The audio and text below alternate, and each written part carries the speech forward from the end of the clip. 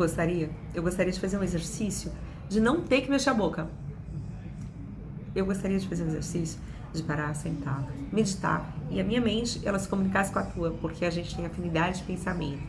Porque as ideias que foram criadas pela minha mente, elas se comunicaram com as tuas por afinidades daqueles tijolos de construção que levaram a gente aí àquela ideia. Imagina que legal que seria? E se isso for realidade? E se isso for a nossa realidade oculta? Mas aí a gente também se vale da boca para articular as ideias. Bom, eu acho que essa é a realidade oculta, essa é a realidade primeira, a realidade primária.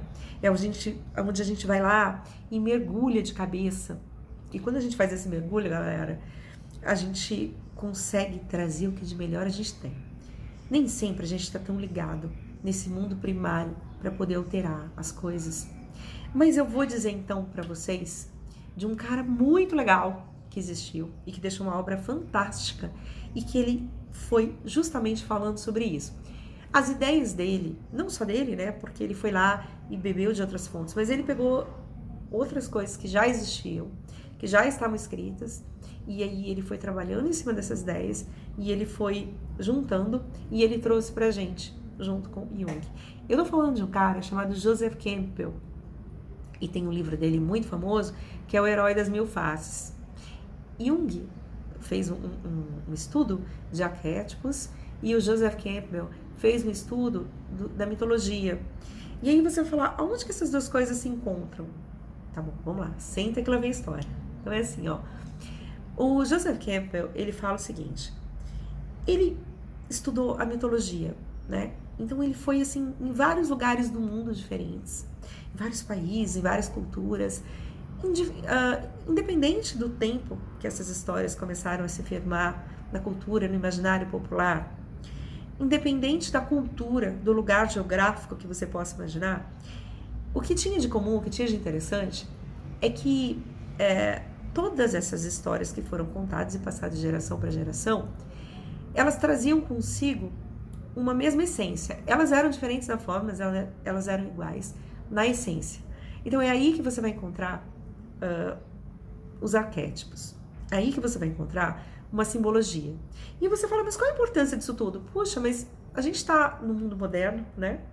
E aí essa coisa de mitologia é tão antiquada, Carla, é tão demodê. Meu Deus, não dá pra você falar de uma coisa mais atual, não? Mas aí é que mora a grande riqueza da gente. Nas coisas antigas, uma coisa é velho, outra coisa é antigo. Assim, como assim? Bom, a gente tem um lado muito ruim de olhar para as coisas e dizer que elas são demodê, que elas são velhas, que elas são ultrapassadas. A gente tem um grande problema com o tempo. E a gente não valoriza o que é antigo porque acha que é velho. Tem que tomar muito cuidado com as palavras, tem que tomar muito cuidado com o significado. As palavras e os significados que são passados pra gente, que a gente assimila e que pode ser que vão ser, né, na verdade, eles serão os tijolinhos de construção da nossa forma de pensar dali adiante, são muito complicadas. Por isso a gente sempre tem que estar revendo o material. Quando a gente pega o maior sábio que a gente tem conhecimento dos filósofos, né, tudo bem que deve ter existido outros também, mas que chegou assim para os nossos dias atuais, né, da filosofia mais a filosofia antiga, mas que chegou aqui pra gente no Ocidente, de Sócrates. Por quê? Porque ele tinha uma máxima que ele fala assim: homem, conhece a ti mesmo. Não venham vocês não aqui, quem for feminista, e diga assim, gente, mas e a mulher? Você é machista, porque você falou homem. Eu quero dizer o ser humano. Quando ele foi lá, homem, conhece a ti mesmo, ele quis dizer assim, se você conhecer você mesmo, você conhecer o mundo. Essa é uma das máximas de Delfos, né? Só que aí, cada um atribui a um sábio. Diz a lenda que Sócrates era o homem mais sábio que já existiu. Por quê? Né? Quando foi perguntado para o oráculo. Né? Por que isso? Porque ele questionava todas as pessoas que se achavam muito inteligentes, que tinham, que se entendiam muito sábios, né? E aí essas pessoas ficavam confusas. E ele via que elas não tinham esse conhecimento todo. Por quê? Porque elas podiam ter muito conhecimento, mas a matriz da sabedoria é saber que quanto mais conhecimento você tem, mais vai te faltar, porque você sabe que que o conhecimento ele é muito maior, ele é muito mais amplo do que a tua vã inteligência pode abarcar, entendeu? Então é mais ou menos isso. Então ele foi lá e ele perguntava para todo mundo. Então ele falou assim, gente, a partir do momento que você mergulha em si mesmo e você busca conhecimento em si mesmo, você vai conhecer o mundo, né? E você vai ter todas as respostas? Não, mas você vai enfrentar os maiores e primeiros desafios. E aí, esse link que eu fiz com Sócrates, agora eu vou voltar para Joseph Campbell, e aí eu vou fazer um paralelo sempre de Joseph Campbell com Jung. Por quê? Porque Jung, ele estudou os arquétipos. Tal qual Joseph Campbell, ele não cunhou a expressão monomito, ele usou de James Joyce, que falava do monomito. Também Jung não foi, porque a gente pensa que arquétipo vem de Jung, ele estudou muito isso, né? Ele desenvolveu, mas ele pegou também a expressão de Plínio e outros estudiosos lá de trás, tá? Então, a roda, na verdade, ela não foi inventada, ela foi descoberta, né? E assim também são várias coisas que a gente vem trazendo. Só que a gente tem que dar, assim, claro, né, uma salva de palmas. A gente tem que agradecer, tem que ter gratidão a todos aqueles que trouxeram pra gente coisas super importantes. Não importa se não foram quem inventou, né? Mas vamos continuar. O que ele fala? Monomito, por exemplo. O que seria monomito? O que é o herói das mil faces? Por quê? O monomito de James Joyce, que é muito importante que a gente saiba, ele fala assim, que é uma coisa, eu até coloquei aqui não tô sem a cola, no computador, mais ou menos, mas eu vou procurar falar com vocês de coração para coração, tá? E aí, se eu precisar dar uma olhadinha aqui, é mais pela sequência do que eu quero falar. Mas o monomito, o que ele seria? É uma jornada, a jornada do herói, mas é uma jornada cíclica. Aí você fala, como assim? Você pega uma estrutura, né? Quando você começa alguma coisa, então o herói ele seria qualquer um de nós, seria todos nós, né? Que vai passar por essa jornada. Quantas vezes? O número de vezes necessário para que a gente ultrapasse diversos problemas e a gente vá se superando. Então, é uma jornada do autodesenvolvimento. Seria nesse livro que ele fala. E por que ele fala das mil faces? Porque na realidade você vai ter que, cada problema que você tem que enfrentar, né, em cada fase do desenvolvimento humano, né, do nosso desenvolvimento que a gente vai encarnar. Então a gente encarna todas as fases da vida, né? A gente encarnou, a gente veio desde bebê até a fase adulta, até a velhice, até o caixão, coisa e tal, né? Pode ser meio do mal, mas é fato. Ou não, porque a gente pensa muito mal da morte. Mas enfim.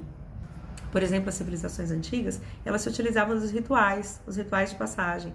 E eles, quando a gente está se desenvolvendo, vem através de sonhos. Olha que coisa louca, que coisa bonita, né? Aí você vai dizer, Carla, peraí, calma, explica. Calma, eu vou explicar, tá? Então, o monomito, ele vai ser essa coisa cíclica que a gente vai enfrentar na nossa vida, né? Diversas situações. E aí a gente vai ter toda uma estrutura para passar por diversos problemas. Aí você, qual é a estrutura? É assim, ó, eu tô bela e folgada na minha casa. Eu tô assim, ai, que gostoso, vou assistir Netflix, vou comer pipoca, né? Aí, olha só que coisa doida, né? De repente vem uma pulga assim atrás da minha orelha e fala assim, mas olha, você tem que fazer tal coisa. É o chamado do herói, sabe? Assim, chamado, a convocação, vai e faz! Eu tenho uma ideia supimpa, uma ideia muito boa pra você. Aí você, tipo, ela vem carregada com uma emoção tão grande, eu falo, nossa, que legal, vou mudar o mundo. Mas aí o que acontece? Aí eu começo a pensar que a pipoca vai ser tão boa. Eu começo a pensar que vai ter um filme muito legal. Tem uns filmes muito ruins hoje em dia, tá? Pelo menos eu acho, mas tem uns que são bons. Aí eu falo, putz, tem uns filmes, uns clássicos, umas coisas boas, então, sei lá o quê? Não vou fazer isso. Depois eu vou pra praia é boa, adoro a praia, né? Vou fazer isso, fazer aquilo. E aí você pega e recusa. Fala, não quero esse compromisso todo, eu quero o meu tempo pra mim.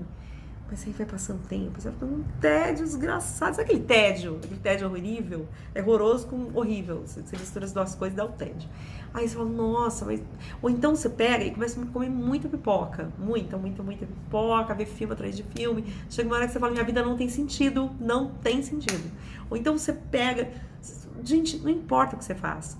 A questão é... Eu vou falar depois também de um outro livro do Steven Pressfield, que é muito legal, chama A Guerra da Arte. Não é a arte da guerra, tá? Que é muito conhecido, que é outra coisa, mas também que vai fazer muito sentido.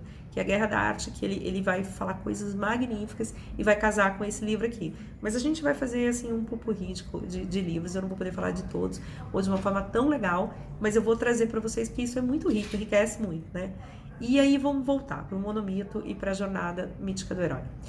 Ele entendeu o seguinte: o que ele fez? Esse louco desse arqueólogo que existiu, que era lindo. Se você começa a ler os livros dele, você vai começar a ver uma coisa assim, muito gostosa. Você vai começar, parece que você está sentada junto com ele, né? Parece que você pegou a pipoca, uma cervejinha, assim, e aí você está conversando com ele, conforme você vai lendo os livros, você fala assim, esse cara era muito rico. Gente, esse cara chama riqueza interna, assim, ele estudou tanto, ele trouxe tanta luz aqui pra gente, vamos aproveitar. E aí, ele fala assim, ó, sabe o que eu fiz? Então, eu como se eu estivesse aqui conversando lado a lado e traduzindo pra vocês. Ele fala assim, ó, sabe o que aconteceu, cara? Um dia, eu comecei a ler, ó, isso aqui é livre interpretação, tá? Como se eu tô imaginando aqui, dividindo com vocês pelas coisas que eu li dele. Como se ele pudesse estar aqui do nosso lado dizer isso. Um dia, Carla, comecei a ler várias mitologias, várias histórias de mitologia e comparar. E a coisa mais legal do mundo foi que eu entendi assim, que não importa se foi uma tribo nômade do Polo Norte, né? Se foram que viviam em iglus, né? Não importa se foram os índios navarros dos Estados Unidos, não importa se foram os índios tupi-guarani, não importa se foi na Índia, com aquelas histórias que foram passadas de geração para geração. Não importa se foi a vida de Jesus Cristo, se foi a vida de Maomé, se foi... Não importa de quem. O que importa é que nas religiões, nas histórias passadas para gerações diferentes, nos contos de fadas, tudo que a civilização colocar à mão e criar histórias, mas histórias genuínas, não é uma criação de boca a boca. Tipo, tem criações que elas não partem do espírito, tem outras que sim. Quando elas partem da psique, da alma, do mais profundo do nosso ser, então você tem os arquétipos. Os arquétipos são energias vivas que ele diz que viria como você não sabe proveniente a fonte, mas é de uma fonte oculta, como se viesse do cosmos, ele diz. Né? E aí, elas são todas iguais. Quando você vai identificar os arquétipos que Jung foi explicando, você vai ver que são essas energias vivas, elas têm meio que um desafio. E elas se apresentam em várias histórias diferentes na mitologia, que eu estudei muito a fundo, ele conversando comigo, tá? Então eu tô traduzindo para vocês, tô fazendo de uma forma mais palatável aqui. Carla, foi incrível, ele diz, né? Como se ele estivesse aqui comigo falando. Foi incrível que eu descobri. Sabe o que eu descobri? Que os arquétipos estão presentes, então, nessas histórias. E aí, eu pergunto assim pra ele, tá bom, Joseph, você é um cara que você é muito empolgado, né? Mas por que isso é importante pra mim? Eu quero saber de arte, sabe, Joseph? Eu quero saber de arte, eu quero saber de artes visuais, eu quero criar meus quadros. Eu quero também escrever, porque eu adoro escrever, Joseph. Eu tenho uma coisa louca com escrever. Mas por que isso é importante pra mim? Que você vai instigar e você vai me trazer, Joseph? Muita coisa antiga. E eu não sei se eu tenho tempo pra isso. Mas aí ele vai falar assim pra mim, mas sabe o que acontece, Carla? Se você prestar atenção nisso, aqui, no conteúdo dos meus livros, no conteúdo que Jung trouxe aqui ao Uni, você vai ver que isso vai te ajudar muito. Como é que você vai criar teus quadros? O que vai te empolgar? O que vai te inspirar? Quais são os motivos que você vai trabalhar? Como é que você vai escrever as suas histórias? O que você vai fazer? Então, eu vou ser, mas quem é você, Joseph? Aí ele vai falar assim, ó, eu sou um cara que sozinho não faria nada. Mas eu fui lá, não estudei muito, coisa muito boa, reuni muito material bom. E também eu vi gente muito inteligente. E, modéstia à parte, eu também sou muito inteligente. E eu diria assim, você é muito inteligente. E eu tô muito feliz. Mas vamos supor que eu não estivesse ainda tão convencida. Então me explica um pouquinho mais, sabe, Joseph? Me explica do herói das mil faces. Por que ele vai ser importante pra mim? Por que ele vai ser importante pro meu trabalho? Bom, é o seguinte, você quer que o seu trabalho seja um trabalho raso ou você quer que o seu trabalho seja um trabalho que toque a sua alma e toque de quem está recebendo? Aí eu falei assim, bom, eu acho que eu quero o segundo.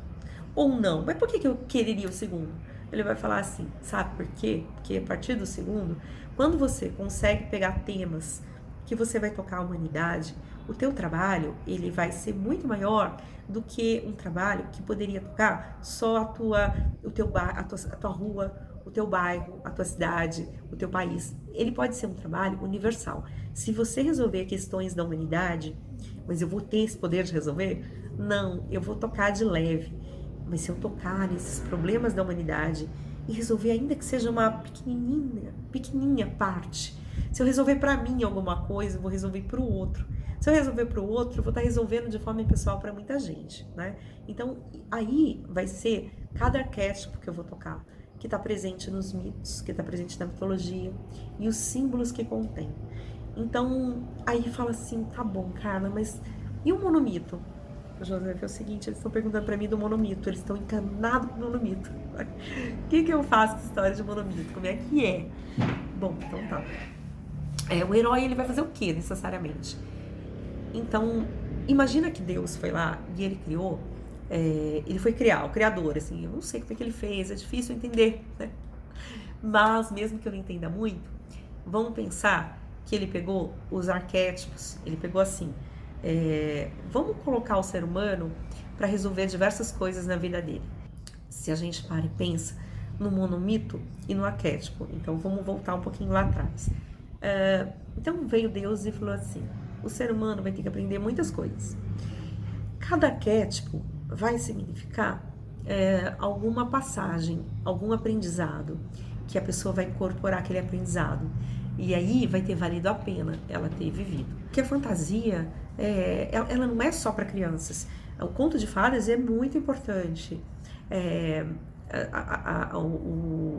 Não é só o drama onde tem um final infeliz e trágico e péssimo, que ele tem que ser aceito. Ele é muito importante, ele é experiência temporal, ele cuida da nossa experiência no aqui e agora, né? A nossa finitude enquanto matéria. Mas quando você começa a se preparar para a transcendência, né? Quando você começa a entender a vida que vai além da carne, a vida que eu cultivo, além do aqui e agora, a vida do espírito, então, outras formas de se contar uma história como mitologia tem um valor muito grande, e também o conto de fadas, tá? Mas enfim, vamos parar e pensar no Herói das Mil Faces que ele fala, e sobre os arquétipos e autossuperação. Então, tudo isso a gente vai usar para as nossas obras e vai usar para a nossa vida, porque a gente tem que se enriquecer enquanto a gente cria, enquanto a gente escreve, enquanto a gente pinta, enquanto a gente desenha, né?